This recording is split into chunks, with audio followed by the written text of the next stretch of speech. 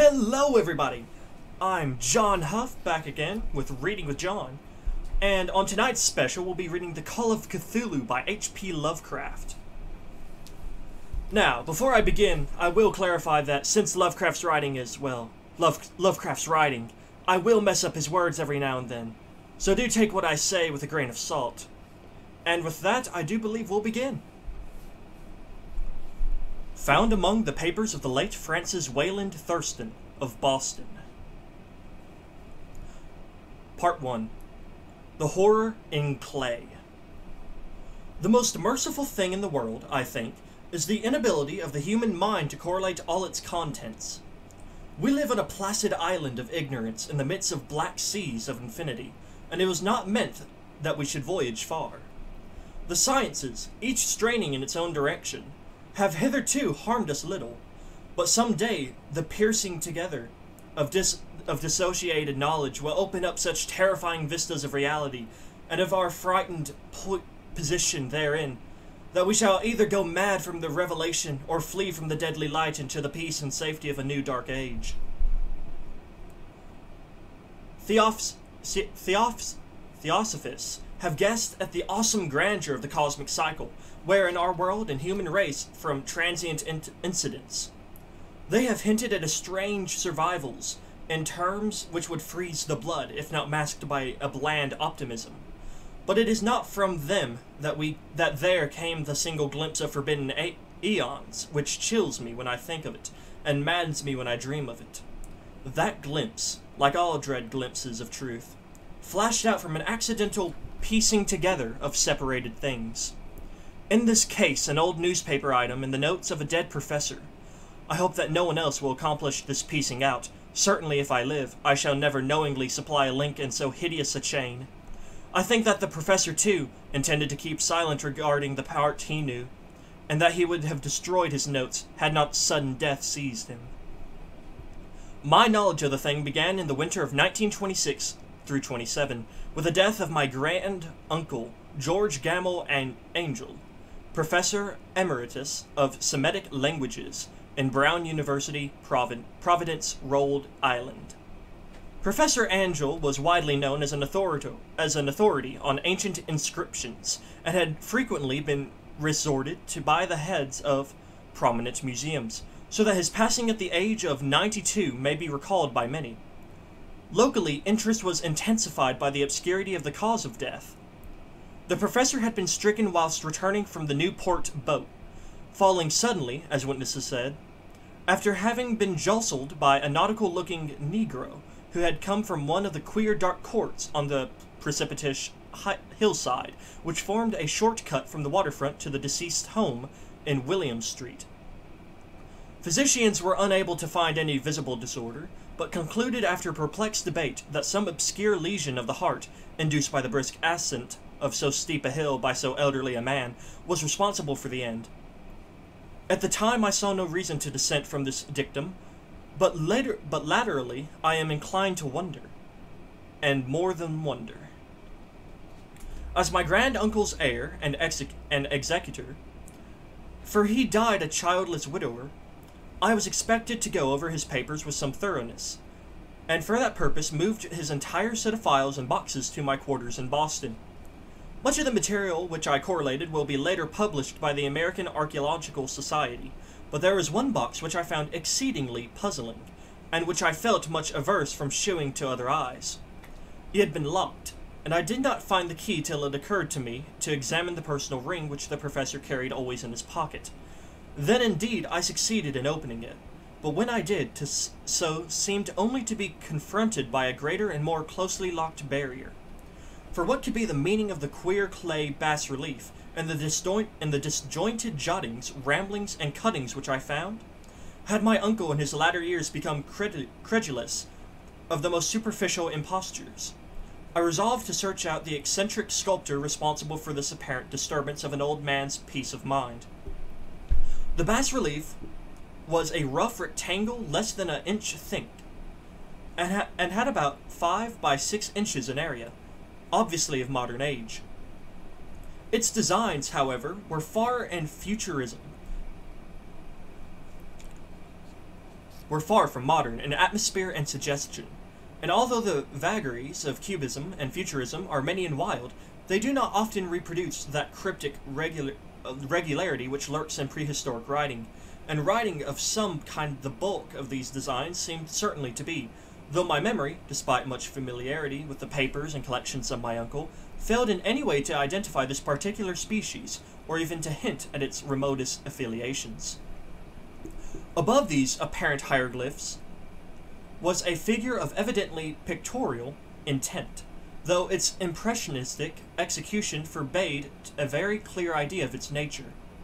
It seemed to be a sort of monster, or symbol representing a monster, of a form which only a deceased fancy could conceive.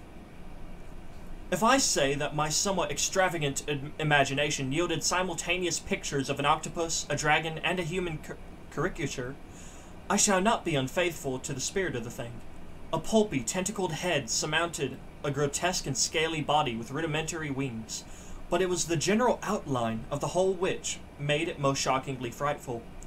Behind the figure was a vague suggestion of a cyclopean architectural background. The writing accompanying this oddity was, aside from a stack of press cuttings, in Professor Angel's most recent hand, and made no pretense to literary style. What seemed to be the main document was headed Cthulhu Cult, in characters painstakingly printed to avoid the erroneous reading of a word so unheard of. The manuscript was divided into two sections, the first of which was headed 1925, Dream and Dream Work of H.A. Wilcox, 7 Thomas Street, Providence, Rhode Island, and the second, Narrative of Inspector John R. LeGrasse, 121 Bienville, St. New Orleans, Louisiana, at 1908, AAS, MTG. Notes on same and Professor Webb's account.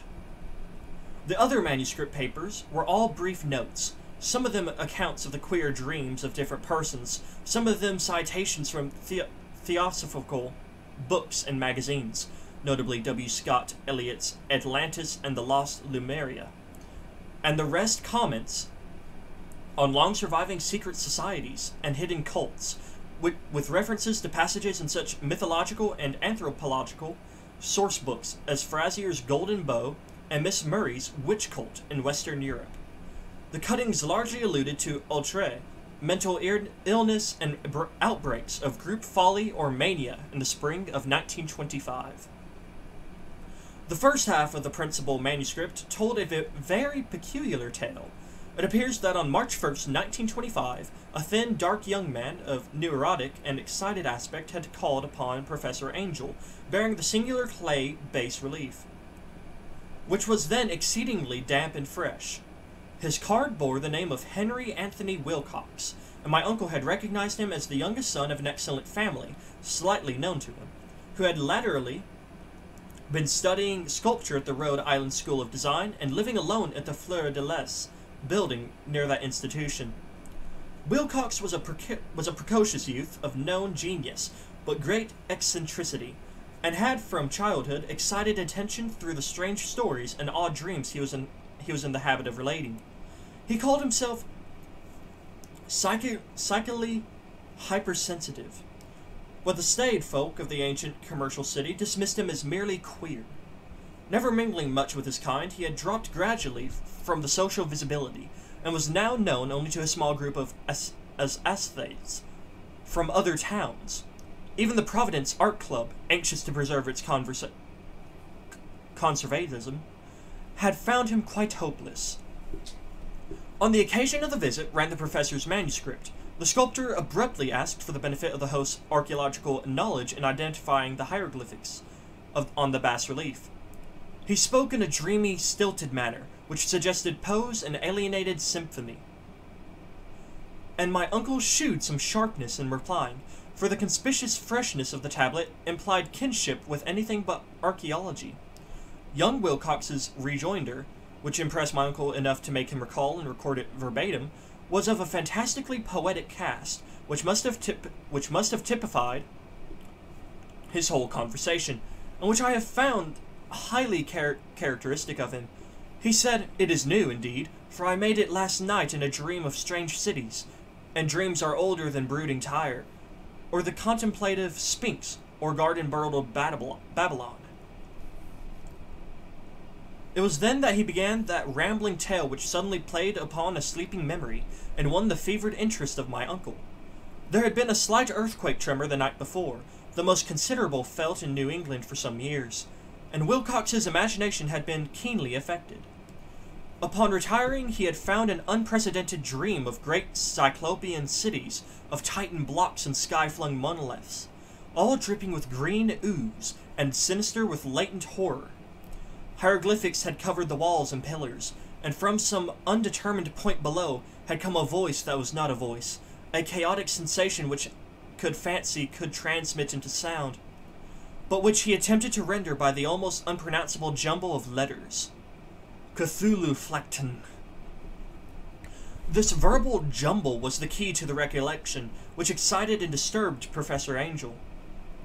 He questioned the sculptor with scientific minuteness, and studied with almost frantic intensity the bas-relief on which the youth had found himself working, chilled and clad only in his nightclothes, when waking had stolen bewilderingly over him.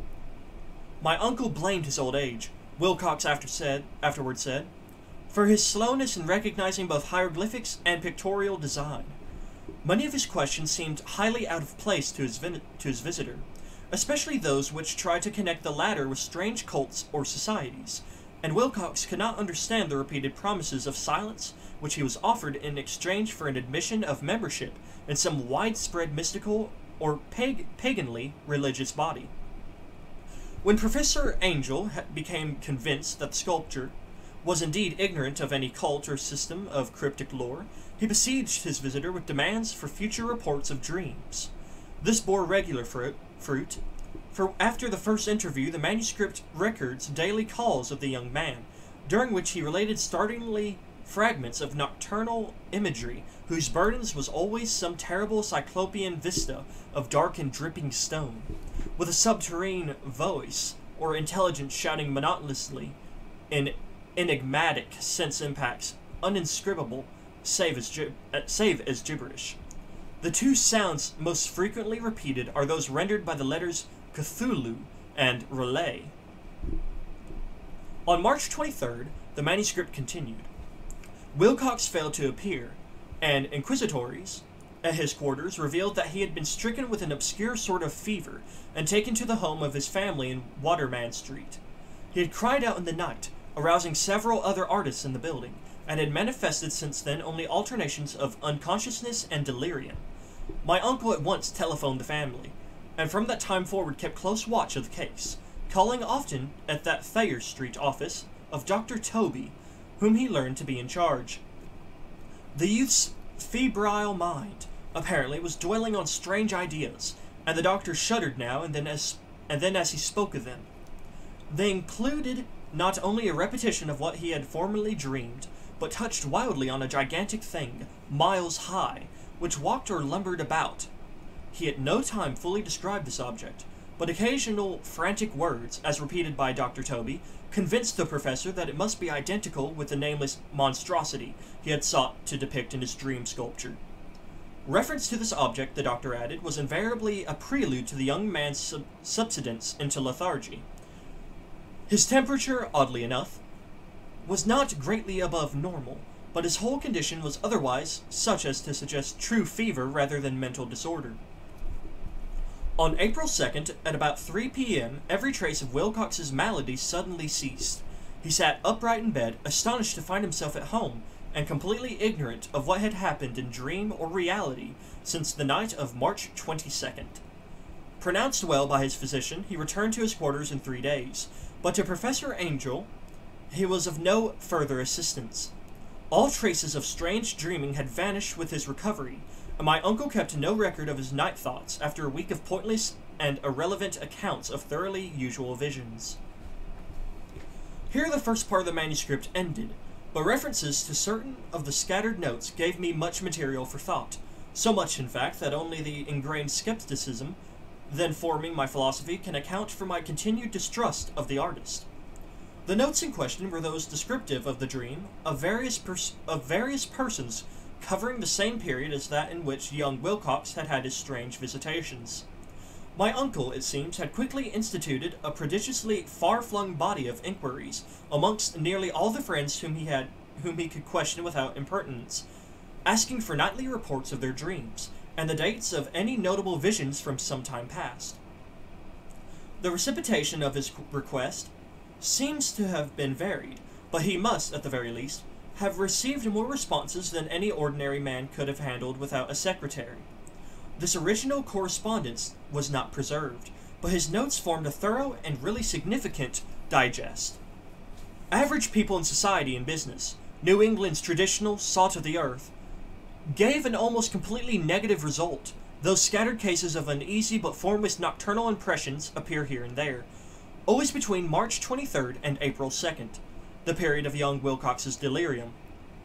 Scientific men were little more affected, though 4 cases of vague description suggest fugitive glimpses of strange landscapes, and in one case there is mentioned a dread of something abnormal.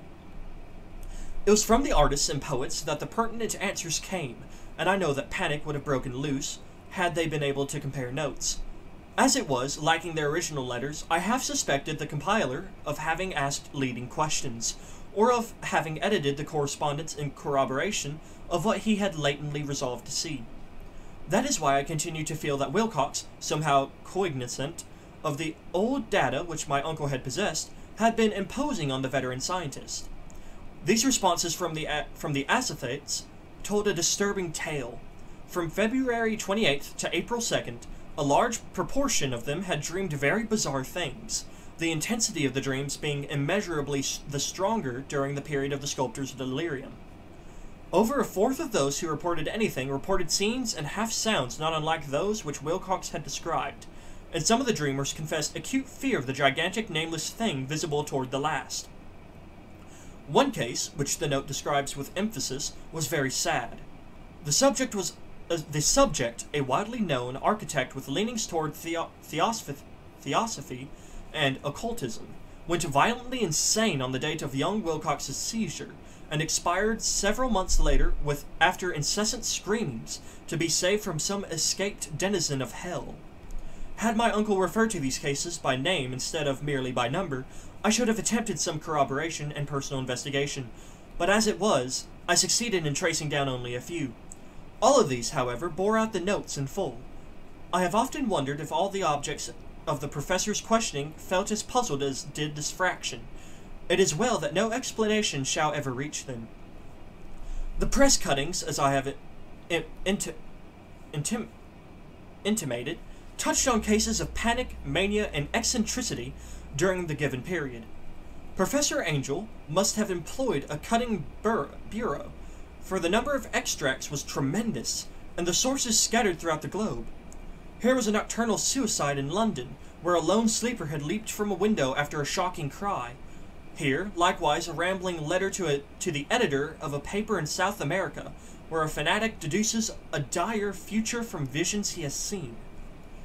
A dispatch from California describes a theosophist colony as donning white robes en masse for some glorious fulfillment, which never arrives, whilst items from India speak guardly of serious native unrest toward the end of March. Voodoo orgies multiply in Haiti, and African outposts report ominous mutterings. American officers in the Philippines find certain tribes bothersome about this time, and New York policemen are mobbed by hysterical Levantines on the night of March 22nd through the 23rd. The west of Ireland, too, is full of wild rumor and legendary, and a fantastic painter named Arduous Bonnet hangs a blasphemous dream landscape in the Paris Spring Salon of 1926. And so numerous are the recorded troubles in insane asylums, that only a miracle can have stopped the medical fraternity from noting strange parallelisms and drawing mystified conclusions. A weird bunch of cuttings, all told, and I can at this date scarcely envisage the callous rationalism with which I set them aside, but I was then convinced that young Wilcox had known of the older matters mentioned by the professor. Now, that is the end of part 1, and before I begin part 2, I would like to recap for our listeners who have just joined. So, the eccentric death of a physician has sparked the curiosity of his son. Going through his ramblings and everything, he finds out that he had in fact had many papers dated to, well, this strange cult that he keeps muttering about. It appears his father was a physician, and during the time March 22nd through the 23rd, along with March 28th through the April 2nd, it looks as though people have had maddening dreams about some city deep under the waters, and they hear the name Cthulhu and Relay spark their minds. Now, not everyone had these dreams. Salt of the earth people basically didn't have them. Scientists and the others, they vaguely had dreams of the sort. But the ones who were impacted the most were artists and sculptors, who Wilcox was. Along with that, that is all. And with that, I begin part 2. The Tale of Inspector Legrasse.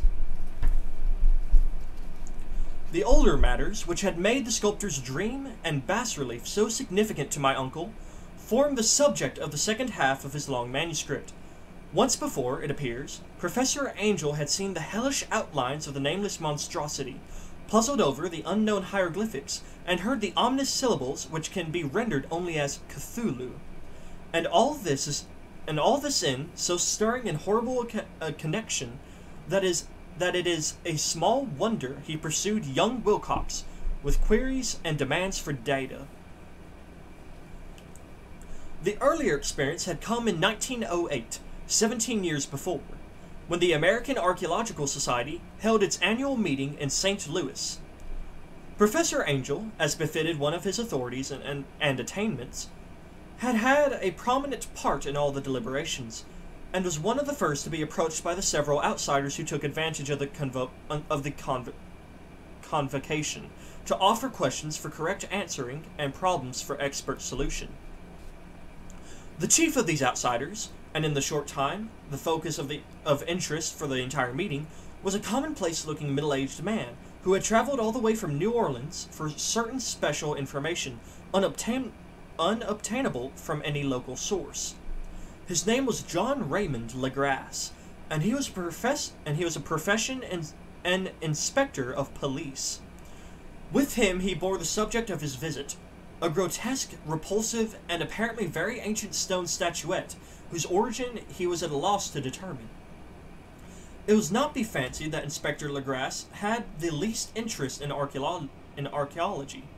On the contrary, his wish for enlightenment was prompted by purely professional considerations.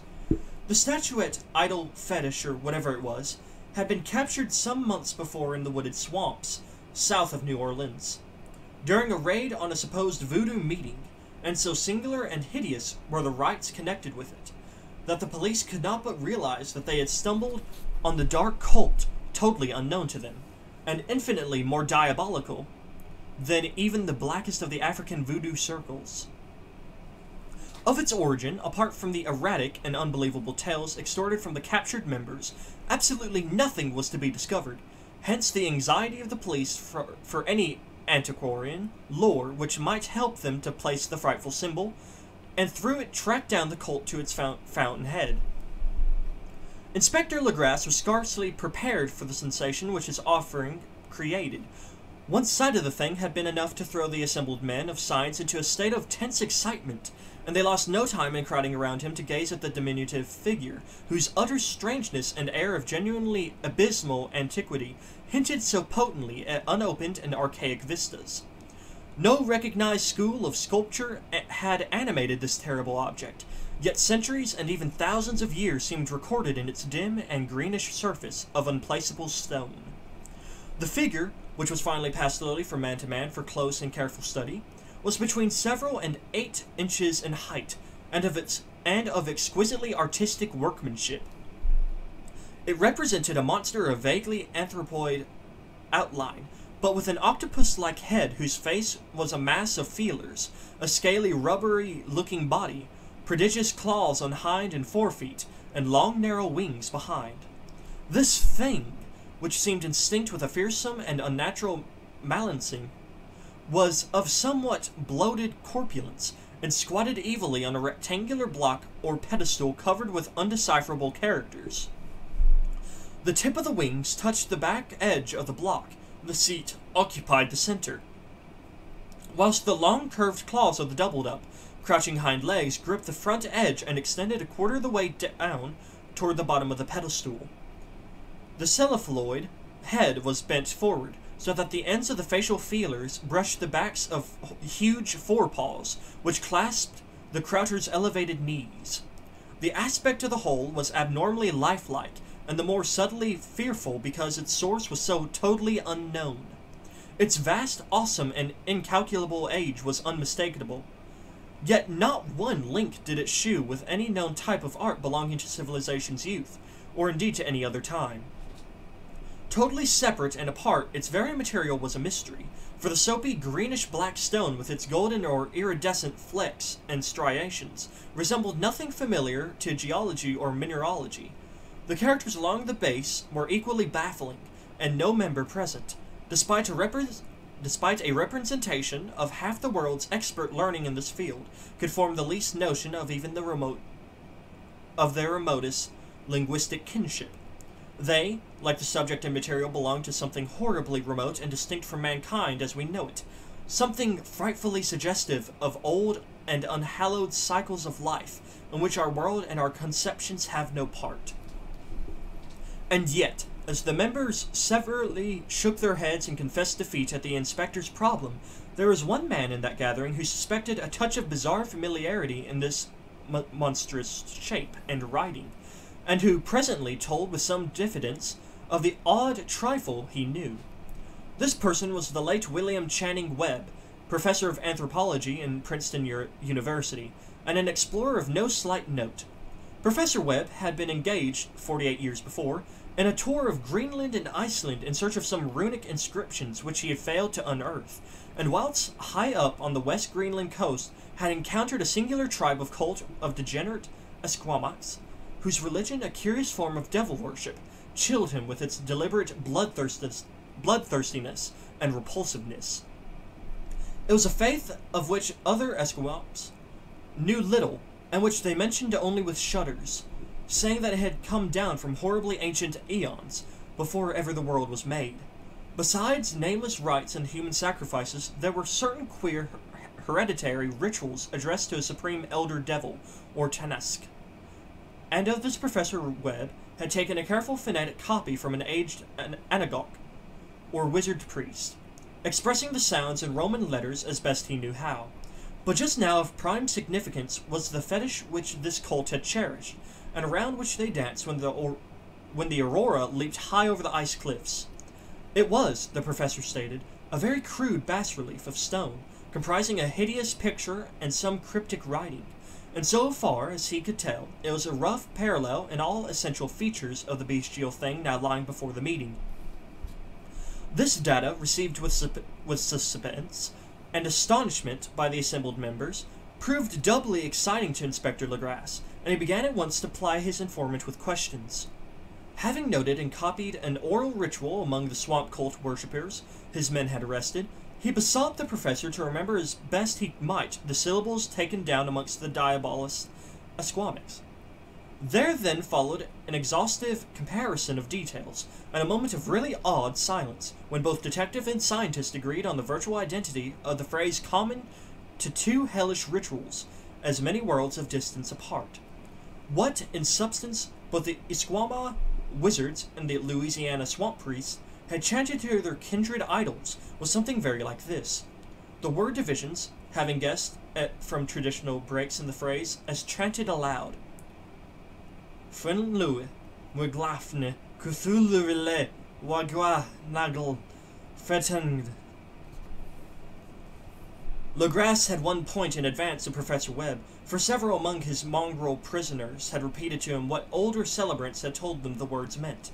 This text, as given, ran something like this. In his house at Relay, dead Cthulhu waits dreaming. And now, in response to a general and urgent demand, Inspector Legrasse related as fully as possible his experience with the swamp worshippers, telling a story to which I could see my uncle attached profound significance. It savored of the wildest dreams of myth-making and theosophists, and disclosed an astonishing degree of cosmic imagination among such half-castes and pariahs as might be least expected to possess it. On November 1st, 1907, there had come to the New Orleans police a frantic summons from the swamp and lagoon country to the south. The squatters there, mostly primitive but good-natured descendants of Lafitte's men, were in the grip of stark terror from an unknown thing which had stolen upon them in the night. It was voodoo, apparently, but voodoo of a more terrible sort than they had ever known, and some of their women and children had disappeared since the malevolent tom-tom had begun its incessant beating far within the black-haunted woods, where no dweller ventured. There were insane shouts and harrowing screams, soul-chilling chants and dancing devil flames, and the frightened messenger added the people could stand it no longer. So a body of 20 police, filling 2 carriages and an automobile, had set out in the late afternoon with the shivering squatter as a guide. At the end of the passable road they alighted, and for miles splashed on in silence through the terrible cypress woods where day never came. Ugly roots and malignant hanging nooses of Spanish moss beset them, and now and then a pile of dank stones or a fragment of a rotting wall intensified by its hint of morbid habitation, a depressing which every malformed tree and every fungus islet combined to create. At length the squatter's settlement, a miserably huddle of huts, hove in sight. A hysterical dwellers ran out to cluster around the group of bobbing lanterns. The muffled beat of tom-toms was now fairly audible far, far ahead, and a curdling shriek came at infrequent intervals when the wind shifted. A reddish glare, too, seemed to filter through the pale undergrowth beyond endless avenues of forest night, reluctant even to be left alone again. Each one of the crowd's squatters refused point-blank to advance another inch toward the scene of unholy worship, so Inspector Legrasse and his 19 colleagues plunged on unguided into black arcades of horror that none of them had ever trod before. The region now entered by the police was one of traditionally evil repute, substantially unknown and untraversed by white men. There were legends of a hidden lake unglimpsed by mortal sight, in which dwelt a huge formless white polyphus thing with luminous eyes, and squatters whispered that bat-winged devils flew up out of the caverns and inner earth to worship it at midnight. They said it had been there before de Liberville, before La Salle, before the Indians, and before even the wholesome beasts and birds of the woods. It was a nightmare itself, and to see it was to die. But it made men dream, and so they knew enough to keep away. The present voodoo orgy was, indeed, on the merest fringe of this abhorred area, but that location was bad enough. Hence, perhaps, the very place of the worship had terrified the squatters more than the shocking sounds and incidents. Only poetry or madness could do justice to the noises heard by Legrasse's men as they plowed on through the black morass toward the red glare and the muffled tom-toms. There are vocal qualities peculiar to men, and vocal qualities peculiar to beasts, and it is terrible to hear the one when the source should yield the other. Animal fury and orgiastic license here whipped themselves to demonic heights by howls and squawking ecstasies that tore and reverberated through those nighted woods like pestilent tempests from the gulfs of hell. Now and then the less organized olation would cease, and from what seemed a well-drilled chorus of hoarse voices would rise in sing-song chant that hideous phrase or ritual. Plong lu, miang Cthulhu relay, wagya nagl fengt. Then the man, having reached a spot where the trees were thinner, came suddenly in sight of the spectacle itself. 4 of them reeled, 1 fainted, and 2 were shaken into a frantic cry which the mad cacophony of the orgy fortunately dreadened. Legrasse dashed swamp water on the face of the fainting man, and all stood trembling and nearly hypnotized with horror. In a natural glade of the swamp stood a grassy island of perhaps an acre's extent, clear of trees and tolerably dry. On this now leaped a twisted and more indescribable horde of human abnormality than any but a Sime or an Angarola could paint. Void of clothing, this hybrid spawn were braying, bellowing, and writhing about a monstrous ring-shaped bonfire, in the center of which, revealed by occasional rifts in the curtain of flame, stood a great granite monolith some 8 feet in height, on top of which, incongruous with its diminutiveness, rested the noxious carven statuette. From a wide circle of 10 scaffolds set up at regular intervals, with the flame-girt monolith as a center hung, head downward, the oddly marred bodies of helpless squatters who had disappeared. It was inside the circle that the ring of worshippers jumped and roared, the general direction of the mass motion being from left to right in endless bacchanal between the ring of bodies and the ring of fire. It may have been only imagination, and it may have been only echoes which induced one of the men, as excitable Spaniard, to fancy he heard antiphonal responses to the ritual from some far and unilluminated spot deeper within the wood of ancient legendary and horror. This man, Joseph D. Galvez, I later met and questioned, and he proved distractingly imaginative. He indeed went so far as to hint of the faint beating of great wings, and of a glimpse of shining eyes, and a mountainous white bulk beyond the remotest trees. But I suppose he had been hearing too much native superstition. Actually, the horrified pause of the men was of comparatively brief duration. Duty came first, and although there must have been nearly 100 Mongol celebrants in the throng, the police relied on their firearms and plunged determinedly into the nauseous rout.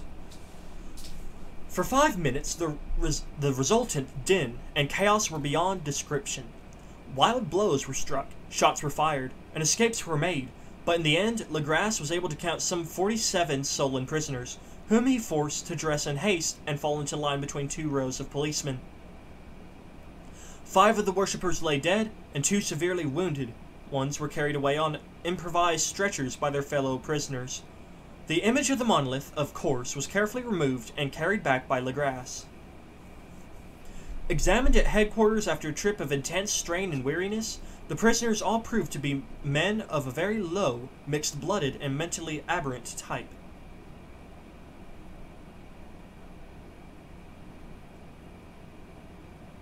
But before many questions were asked, it became manifest that something far deeper and older than Negro fetishism was involved. Degraded and ignorant as they were, the creatures held with surprising consistency to the central idea of their loathsome faith. They worshipped, so they said, the great old ones who lived ages before they were any men, and who came to the young world out of the sky. Those old ones were gone now, inside the earth and under the sea, but their dead bodies had told the secrets and dreams for the first men, who formed a cult which had never died. This was the cult, and the prisoners said it had always existed and always would exist, hidden in distant wastes and dark places all over the world, until the time when the great priest Cthulhu, from his dark house in the mighty city of Relay under the waters, should rise and bring the earth again beneath his sway. Some day he would call, when the stars were ready, and the secret cult would always be waiting to liberate him. Meanwhile, no more must be told. There is a secret which even torture could not extract. Mankind was not absolutely alone among the conscious things of earth, for shapes came out of the dark to visit the faithful few. But these were not the great old ones. No man had ever seen the old ones. The carven idol was great Cthulhu, but none might say whether or not the others were precisely like him. No one could read the old writing now, but things were told by word of mouth. The chanted ritual was not the secret. That was never spoken aloud, only whispered. The chant meant only this: in his house at Relay, dead Cthulhu waits dreaming. Only 2 of the prisoners were found sane enough to be hanged, and the rest were committed to various institutions. All denied a part in the ritual murders, and averred that the killing had been done by black-winged ones, which had come to them from their immemorial meeting place in the haunted woods. But of those mysterious allies no coherent account could ever be gained. What the police did extract came mainly from an immensely aged mestizo named Castro, who claimed to have sailed to strange ports and talked with undying leaders of the cult in the mountains of China. Old Castro remembered bits of hideous legend that paled the speculations of Theosophists and made man and the world seem recent and transient indeed. There had been eons when other things ruled on the earth, and they had had great cities. Remains of them, he said the deathless Chinaman had told him, were still to be found as cyclopean stones on islands in the Pacific. They all died vast epochs ago of time, before man ever came. But there were arts which could revive them, when the stars had come around again to the right positions in the cycle of eternity. They had, indeed, come themselves from the stars, and brought their images with them. These great old ones, Castro continued, were not composed altogether of flesh and blood. They had shape, for did not this star-fashioned image prove it? But that shape was not made of matter. When the stars were right, they could plunge from world to world through the sky. But when the stars were wrong, they could not live. But although they no longer lived, they would never really die. They all lay in stone houses in their great city of Relay, preserved by the spells of mighty Cthulhu for a glorious resurrection when the stars and the earth might once more be ready for them. But at that time, some force from outside must serve to liberate their bodies. The spells that preserved them intact likewise prevented them from making an initial move, and they could only lie awake in the dark and think whilst uncounted millions of years rolled by. They knew all that was occurring in the universe, but their mode of speech was transmitted thought. Even now they talked in their tombs. When, after infinities of chaos, the first men came, the great old ones spoke to the sensitive among them by molding their dreams, for only thus could their language reach the fleshy minds of mammals. Then, whispered Castro, those first men formed the cult around small idols, which the great ones shewed them. Idols brought in dim areas from dark stars. That cult would never die till the stars came right again, and the secret priest would take great Cthulhu from his tomb to revive his subjects and resume his role of earth.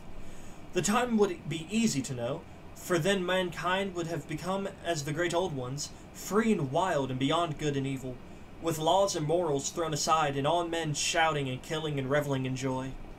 Then the liberated old ones would teach them new ways to shout and kill and revel and enjoy themselves, and all the earth would flame with a holocaust of ecstasy and freedom. Meanwhile, the cult, by appropriate rites, must keep alive the memory of those ancient ways and shadow forth prophecy of their return. In the elder time, chosen men had talked with the entombed old ones in dreams, but then something had happened. The great stone city Relay, with its monoliths and sepulchres, had sunk beneath the waves, and the deep waters, full of the one primal mystery through which not even thought can pass, had cut off the spectral intercourse. But memory never died, and the high priest said that the city would rise again when the stars were right. Then came out of the earth the black spirits of earth, mouldy and shadowy, and full of dim rumors picked up in caverns beneath forgotten sea bottoms. But of them old Castro dared not speak much. He cut himself off hurriedly, and no amount of persuasion or subtlety could elicit more in this direction. The size of the old ones, too, he curiously declined to mention. Of the cult, he said that he thought the center lay amid the pathless deserts of Arabia, where Iran, the city of pillars, dreams hidden and untouched. It was not allied to the European witch cult, and was virtually unknown beyond its members. No book had ever really hinted of it, though the deathless Chinaman said that there were double meanings in the Necronomicon of the mad Arab Abdul Azrad, which the initiated might read as they chose, especially the much discussed couplet. That is not dead which can eternal lie, and with strange aeons even death may die. Legras, deeply impressed and not a little bewildered, had inquired in vain concerning the historic affiliations of the cult. Castro, apparently, had told the truth when he said that it was a holy secret. The authorities at Tulane University could shed no light upon either cult or image, and now the detective had come to the highest authorities in the country, and met with no more than the Greenland tale of Professor Webb. The feverish interest aroused at the meeting by Legras's tale corroborated as it was by the statuette, is echoed in the subsequent correspondence of those who attended, although scant mention occurs in the formal publications of the Society. Caution is the first care of those accustomed to face occasional chancellery and imposture. Legras for some time lent the image to Professor Webb, but at the latter's death it was returned to him and remains in his possession, where I viewed it not long ago. It is truly a terrible thing, and unmistakably akin to the dream sculpture of young Wilcox.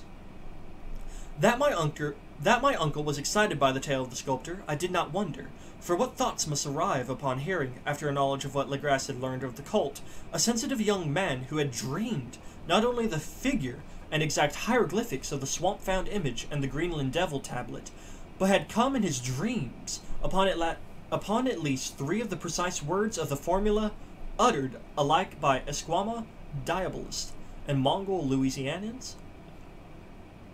Professor Angel's instant start of investigation of the utmost thoroughness was eminently natural, though privately I suspected young Wilcox of having heard of the cult in some indirect way, and of having invented a series of dreams to heighten and continue the mystery at my uncle's expense. The dream narratives and cuttings collected by the professor were, of course, strong corroborations, but the rationalism of my mind and the extravagance of the whole subject led me to adopt what I thought the most sensible conclusions. So, after thoroughly studying the manuscript again and correlating the theosophical and anthropological notes with the cult narrative of Legras, I made a trip to Providence to see the sculptor and give him the rebuke I thought proper for so boldly imposing upon a learned and aged man. Wilcox still lived alone in a Furo de Les building in Thomas Street, a hideous Victorian imitation of 17th century Breton architecture, which flaunts its stuccoed front amidst the lovely colonial houses on the ancient hill, and under the very shadow of the finest Georgian steeple in America. I found him at work in his rooms, and had once conceded from the specimens scattered about that his genius is indeed profound and authentic. He will, I believe, some time be heard from as one of the great decadents, for he was crystallized in clay and will in one day mirror and marble those nightmares and fantasies which Arthur Machen evokes in prose, and Clark Ashton Smith makes visible in verse and in painting. Dark, frail, and somewhat unkempt in aspect, he turned languidly at my knock and asked me my business without rising. When I told him who I was, he displayed some interest, for my uncle had excited his curiosity in probing his strange dreams, yet had never explained the reason for the study. I did not enlarge his knowledge in this regard, but sought with some subtlety to draw him out.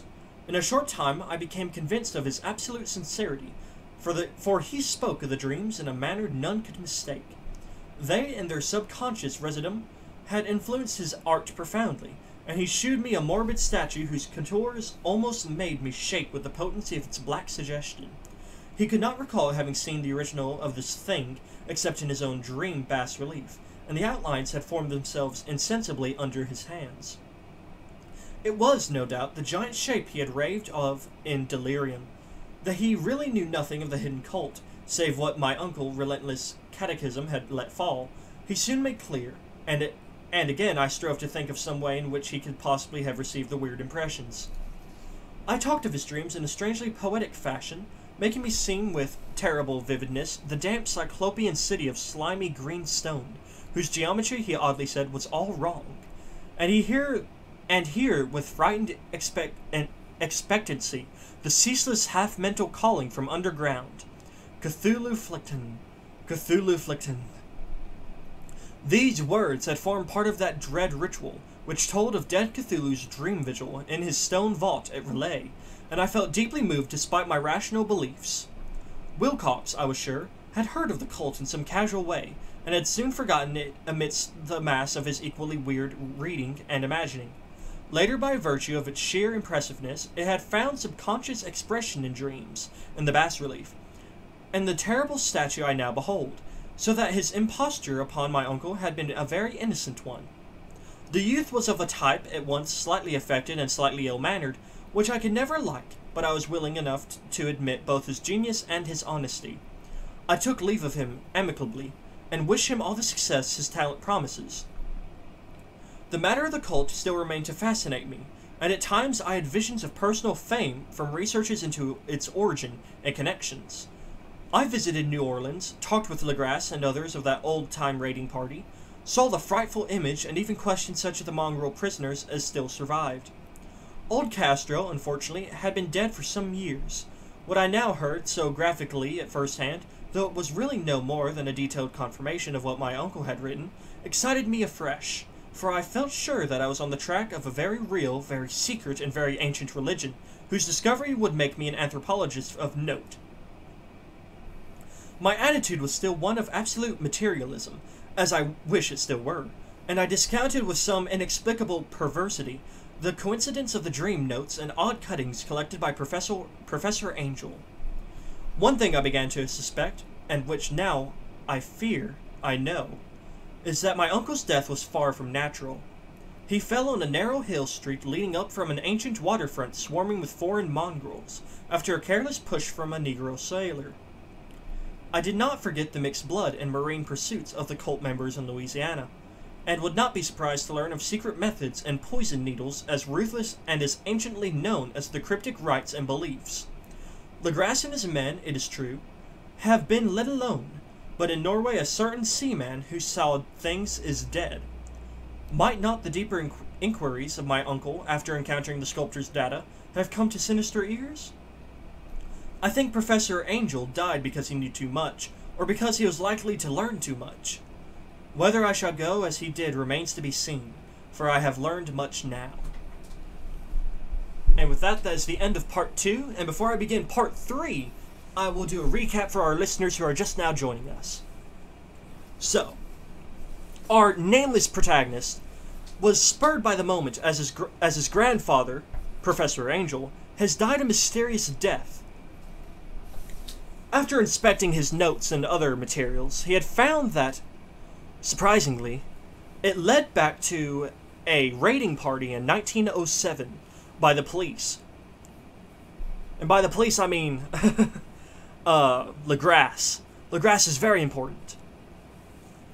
Now, you may notice the similarities between both of these stories, as they are one and the same.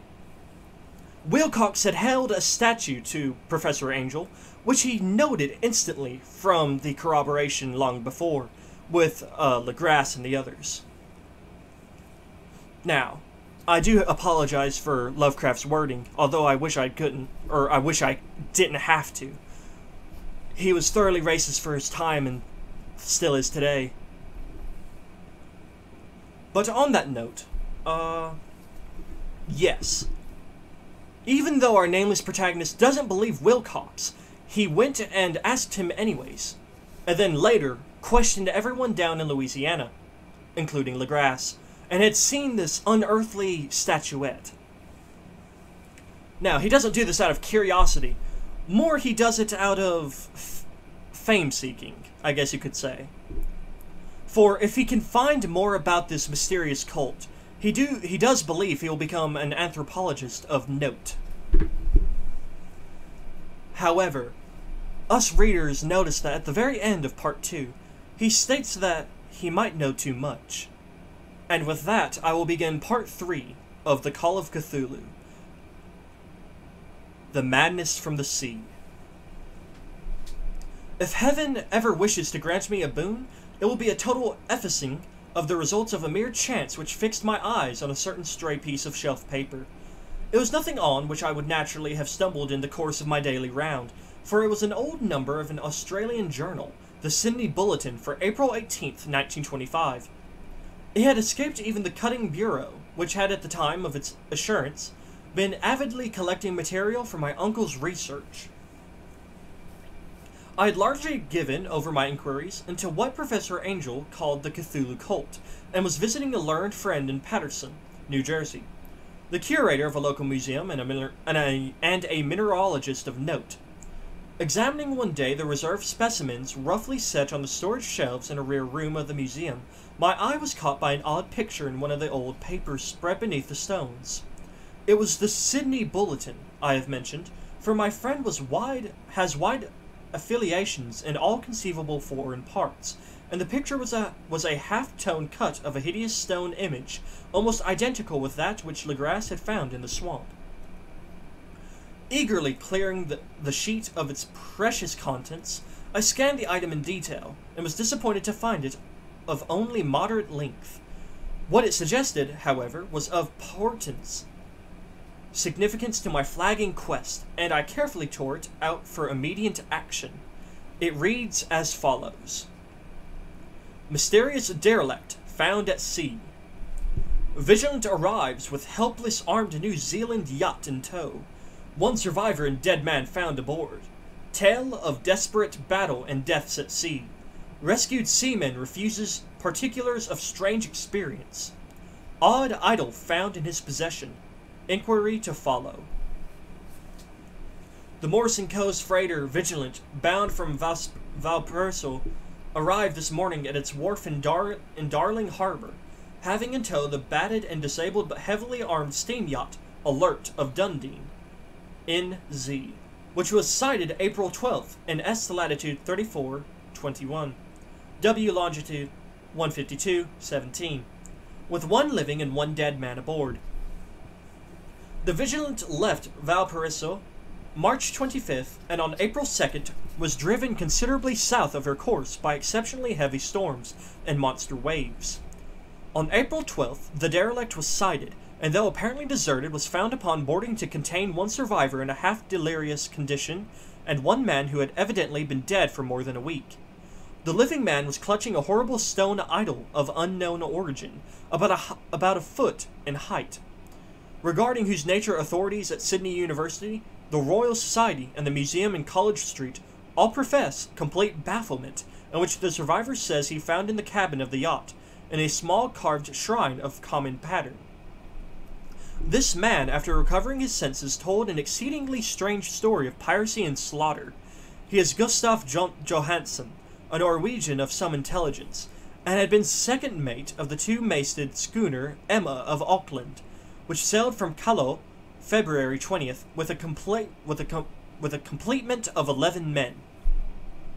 The Emma, he says, was delayed and thrown widely south of her course by the great storms of March 1st and on March 22nd in S latitude 49.51, W longitude 128.34. Encountered the Alert, manned by a queer and evil-looking crew of Kanakas and half-castes, being ordered peremptorily to return back. Captain Collins refused, whereupon the strange crew began to fire savagely and without warning upon the schooner with a peculiarly heavy battery of brass cannons forming part of the yacht's equipment. The Emma's men shooed fight, says the survivor, and though the schooner began to sink from shots beneath the waterline, they managed to heave alongside their enemy and board her, grappling with the savage crew on the yacht's deck, and being forced to kill them all, the number being slightly superior because of their particularly abhorrent and desperate though rather clumsy mode of fighting.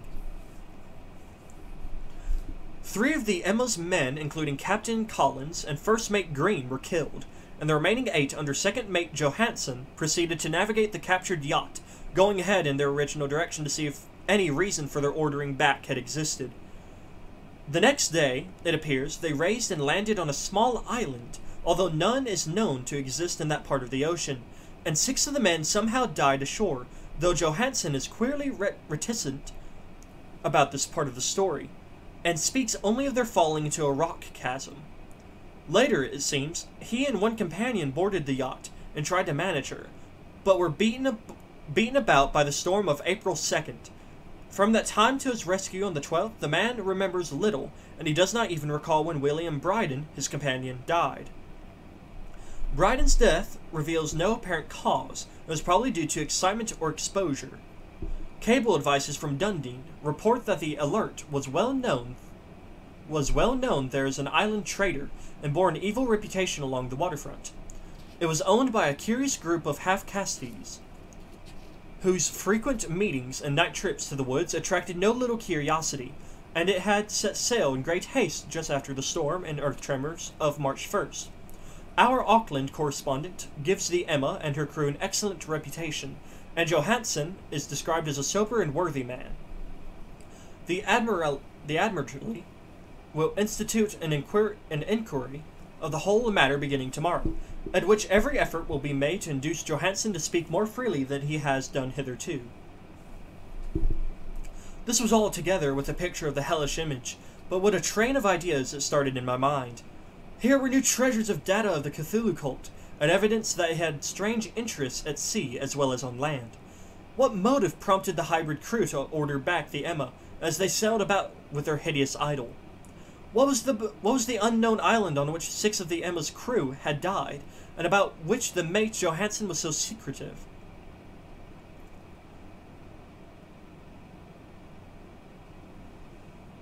What had the Vice Admiralty's investigation brought out, and what was known as of the noxious cult in Dundee? And most marvelous of all, what deep and more than natural linkage of dates was this which gave a malign and now undeniable significance to the various turns of events so carefully noted by my uncle? March 1st, our February 28th according to the international dateline, the earthquake and storm had come. From Dundee, the Alert and her noisome crew had darted eagerly forth as if imperiously summoned, and on the other side of the earth poet and artist had begun to dream of a strange, dank cyclopean city, whilst a young sculptor had molded in his sleep the form of the dreaded Cthulhu. March 23rd, the crew of the Emma landed on an unknown island and left 6 men dead. And on that date, the dreams of sensitive men assumed a heightened vividness and darkened with dread of a giant monster's malign pursuit, whilst an architect had gone mad and a sculptor had lapsed suddenly into delirium. And what of this storm of April 2nd, the date on which all dreams of the dank city ceased, and Wilcox emerged unharmed from the bondage of strange fever? What of all this, and of those hints of old Castro about the sunken star-born old ones, and their coming of cosmic horrors beyond man's power to bear? If so, they must be horrors of the mind alone, for in some way the 2nd of April had put a stop to whatever monstrous menace had begun its siege of mankind's soul. That evening, after a day of hurried cabling and arranging, I bade my host adieu, and took a train for San Francisco. In less than a month I was in Dundee, where, however, I found that little was known of the strange cult members who had lingered in the old sea taverns. Waterfront scum was far too common for special mention, though there was vague talk about one inland trip these mongrels had made, during which faint drumming and red flame were noted on the distant hills. In Auckland, I learned that Johansen had returned with yellow hair turned white after a perfunctory and inconclusive questioning at Sydney, and had thereafter sold his cottage in West Street and sailed with his wife to his old home in Oslo. Of his stirring experience, he would tell his friends no more than he had told the Admiralty officials, and all they could do was to give me his Oslo address. After that I went to Sydney and talked profitlessly with seamen and members of the Vice Admiralty Court. I saw the Alert, now sold and in commercial use, in Circular Quay in Sydney Cove, but gained nothing from its non-committal bunk. The crouching image with its cuttlefish head, dragon body, scaly wings, and hieroglyphed pedestal was preserved in the museum at Hyde Park, and I studied it long and well, finding it a thing of balefully exquisite workmanship, and with the same utter mystery, terrible antiquity, and unearthly strangeness of material which I had noted in Legras's smaller specimen. Geologists, the curator told me, had found it a monstrous puzzle, for they vowed that the world held no rock like it. Then I thought with a shudder of what old Castro had told Legras about the primal great ones. They had come from the stars and had brought their images with them. Shaken with such mental revolution as I had never before known, I now resolved to visit mate Johansen in Oslo. Sailing for London, I re-embarked at once for the Norwegian capital, and one autumn day landed at the Trim wharves in the shadow of the Edgeberg. Johansen's address, I discovered, lay in the old town of King Harold Hardrada, which kept alive the name of Oslo during all the centuries that the greater city masqueraded as Christiania. I made the brief trip by taxicab, and knocked with palpitant heart at the door of a neat and ancient building with plastered front. A sad-faced woman in black answered my summons, and I was stung with disappointment when she told me in halting English that Gustav Johansen was no more. He had not survived his return, said his wife, for the doings at sea in 1925 had broken him. He had told her no more than he had told the public, but had left a long manuscript of technical matters, as he said, written in English evidently in order to safeguard her from the peril of casual perusal. During a walk through a narrow lane near the Gothenburg dock, a bundle of papers falling from an attic window had knocked him down. 2 Lascar sailors at once helped him to his feet, but before the ambulance could reach him, he was dead. Physicians found no adequate cause for the end, and laid it to heart trouble and weakened constitution. I now felt gnawing at my vitals that dark terror which will never leave me till I too am at rest, accidentally or otherwise persuading the widow that my connection with her husband's technical matters was sufficient to entitle me to his manuscript. I bore the document away and began to read it on the London boat. It was a simple rambling thing, a naive sailor's effort at a post facto diary, and strove to recall day by day that last awful voyage. I cannot attempt to transcribe it in verbatim, in all of its cloudiness and redundance, but I would tell its gist enough to shew why the sound of the water against the vessel's sides became so unendurable to me that I stopped my ears with cotton. Johansen, thank God, did not know quite all, even though he saw the city and the thing, but I shall never sleep calmly again when I think of the horrors that lurk ceaselessly behind life in time and in space, and of those unhallowed blasphemies from elder stars which dream beneath the sea, known and favored by a nightmare cult, ready and eager to loose them on the world whenever another earthquake shall heave their monstrous stone city again to the sun and air. Johansen's voyage had begun just as he told it to the Vice-Admiralty.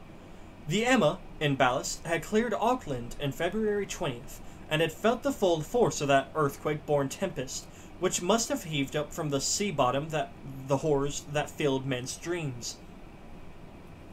Once more under control, the ship was making good progress, when held up by the Alert on March 22nd, and I could feel the mate's regret as he wrote of her bombardment and sinking. Of the swarthy cult fiends on the Alert he speaks with significant horror. There was some peculiarly admirable quality about them, which made their destruction seem almost a duty, and Johansen shews ingenious wonder at the charge of ruthlessness brought against his party during the proceedings of the Court of Inquiry. Then, driven ahead by curiosity in their captured yacht under Johansen's command, my men sight a great stone pillar sticking out of the sea, and in S latitude 47.9, W longitude 126.43, come upon a coastline of mingled mud, ooze, and weedy cyclopean masonry, which can be nothing less than the tangible substance of Earth's supreme terror.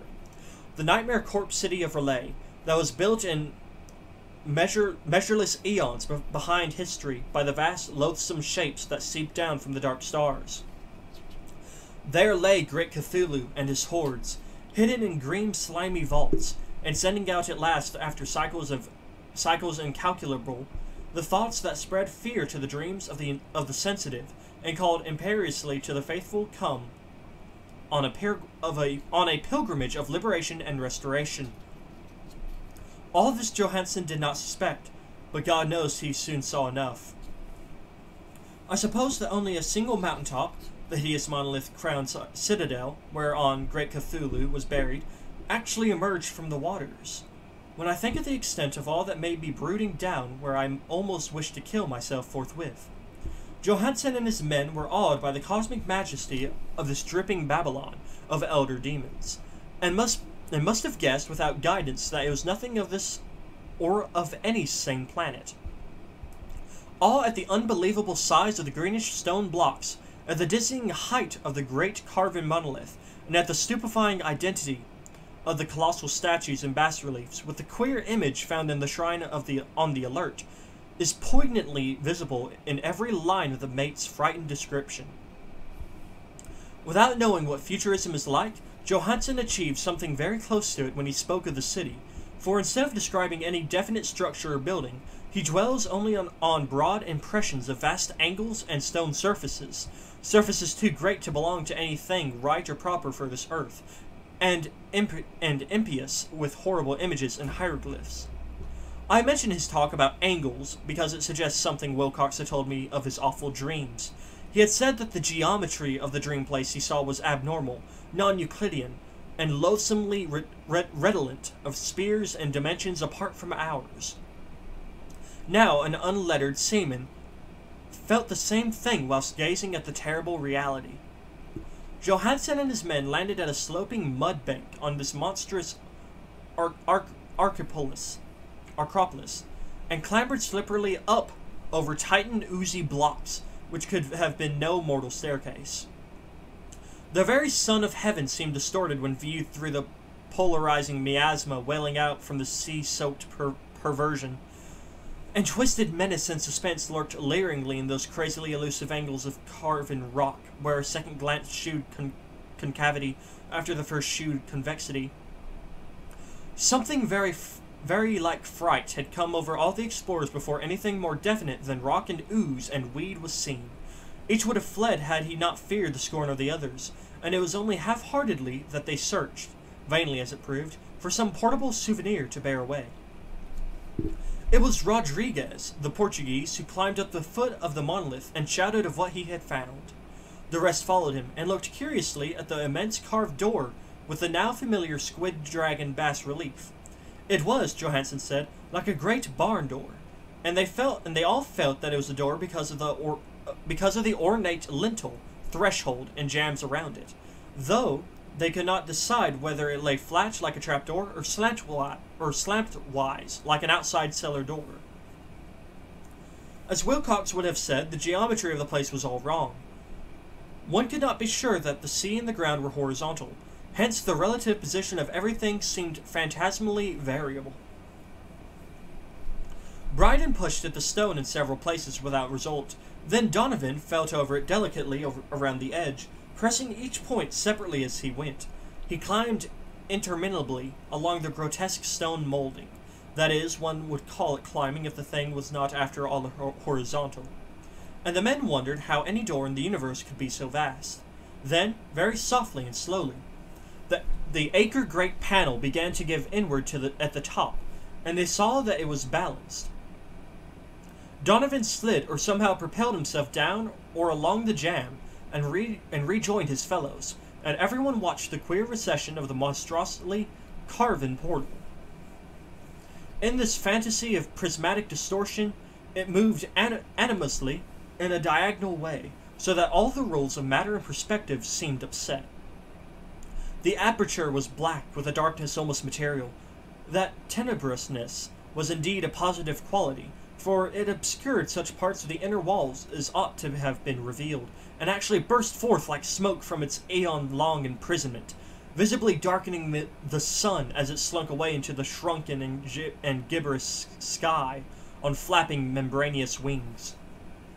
The odor arising from the newly opened depths was intolerable, and at length the quick-eared Hawkins thought he heard a nasty slopping sound down there.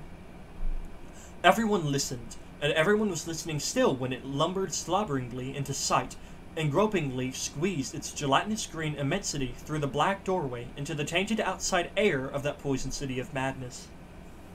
Poor Johansen's handwriting almost gave out when he wrote of this, of the 6 men who never reached the ship. He thinks 2 perished of pure fright in that accursed instant. The thing cannot be described. There is no language for such abysms of shrieking and immemorial lunacy, such eldritch contradictions of all matter, force, and cosmic order. A mountain walked or stumbled. God! What wonder that across the earth a great architect went mad, and poor Wilcox raved with fever in that telepathic instant. The thing of the idols, the green, sticky spawn of the stars, had awaked to claim his own. The stars were right again, and what an age-old cult had failed to do by design, a band of innocent sailors had done by accident. After vigilantians of years great, Cthulhu was loose again, and ravening for delight. 3 men were swept up by the flabby claws before anybody turned. God rest them, if there be any rest in the universe. There were Donovan, Guerrera, and Angstrom. Parker slipped as the other three were plunging frenziedly over endless vistas of green-crusted rock to the boat, and Johansen swears he was swallowed up by an angle of masonry which shouldn't have been there, an angle which was acute but behaved as if it were obtuse. So only Bryden and Johansen reached the boat, and pulled desperately for the Alert as the mountainous monstrosity flopped down the slimy stairs, and hesitated, floundering at the edge of the water. Steam had not been suffered to go down entirely, despite the departure of all hands for the shore, and it was the work of only a few moments of feverish rushing up and down between the wheel and engines to get the Alert under way. Slowly, amidst the distorted horrors of that indescribable scene, she began to churn the lethal waters, whilst on the masonry of that charnel shore that was not of earth, the Titan thing from the stars slavered and gibbered like Polypheme, cursing the fleeing ship of Odysseus. Then, bolder than the storied Cyclops, great Cthulhu slid greasily into the water, and began to pursue with vast wave-rising strokes of cosmic potency. Bryden looked back and went mad, laughing shrilly as he kept on laughing at intervals till death found him one night in the cabin while Johansen was wandering deliriously. But Johansen had not given out yet. Knowing that the thing could surely overtake the Alert until steam was fully up, he resolved on a desperate chance, and setting the engine for full speed, ran lightning-like on deck and reversed the wheel. There was a mighty eddying and foaming in the noisome brine, and as the steam mounted higher and higher, the brave Norwegian drove his vessel head-on against the pursuing jelly, which rose above the unclean froth like the stern of a demon galleon. The awful squid head with writhing feelers came nearly up to the bowsprit of the Study yacht. But Johansen drove on relentlessly. There was a bursting as of an exploding bladder, a slushy nastiness as of a cloven sunfish, a stench as of 1,000 opened graves, and a sound that the chronicler would not put on paper. For an instant the ship was befouled by an acrid and blinding green cloud, and then there was only a venomous seething astern, where, God in heaven, the scattered plasticity of that nameless sky spawn was nebulously recombining in its hateful original form, while its distance widened every second as the Alert gained impetus from its mounting steam. That was all. After that, Johansen only brooded over the idol in the cabin, and attended to a few matters of food for himself, and the laughing maniac by his side. He did not try to navigate after the first bold flight, for the reaction had taken something out of his soul. Then came the storm of April 2nd, and a gathering of the clouds about his consciousness. There is a sense of spectral whirling through liquid gulfs of infinity, and dizzying rides through reeling universe on a comet's tail, and of hysterical plunges from the pit to the moon, and from the moon back again to the pit, all livened by a cachinnating chorus of the distorted, hilarious elder gods and the green bat-winged mocking imps of Tartarus. Out of that dream came rescue, the Vigilant, the Vice-Admiralty Court, the streets of Dundee, and the long voyage back home to the old house by the Edgeburg. He could not tell. They would think him mad. He would write of what he knew before death came, but his wife must not guess. Death would be a boon if only it could blot out the memories. That was the document I read, and now I have placed it in the tin box beside the bas-relief and the papers of Professor Angel. With it shall go this record of mine, this test of my own sanity, wherein is pieced together that which I hope may never be pieced together again. I have looked upon all that the universe has to hold of. Horror, and even the skies of spring and the flowers of summer must ever afterward be poison to me. But I do not think my life will be long. As my uncle went, as poor Johansen went, so I shall go. I know too much, and the cult still lives. Cthulhu still lives too, I suppose, again in that chasm of stone which has shielded him since the sun was young. His accursed city is sunken once more, for the Vigilant sailed over the spot after the April storm, but his ministers on earth still bellow and prance and slay around idol-capped monoliths in lonely places. He must have been trapped by the sinking whilst within his black abyss, or else the world would by now be screaming with fright and frenzy. Who knows the end? What has risen may sink, and what has sunk may rise. Loathsomeness waits and dreams in the deep, and decay spreads over the tottering cities of men. A time will come, but I must not and cannot think. Let me pray that, if I do not survive this manuscript, my executors may put caution before audacity, and see that it meets no other eye. And with that, the Call of Cthulhu is over. Now, before I end off this recording, I will elaborate this ending section for those who may be a bit confused. So, our nameless narrator, with a spark of curiosity in his heart, hears that, actually, a Norwegian upon a boat that had, well, never sailed, seen this thing and knew too much as well. So, seeking him, he went all around, actually. Dundine, he went everywhere. Anyways, he found himself back at the home of the Norwegian, where his wife had told him that, well, Johansen is dead.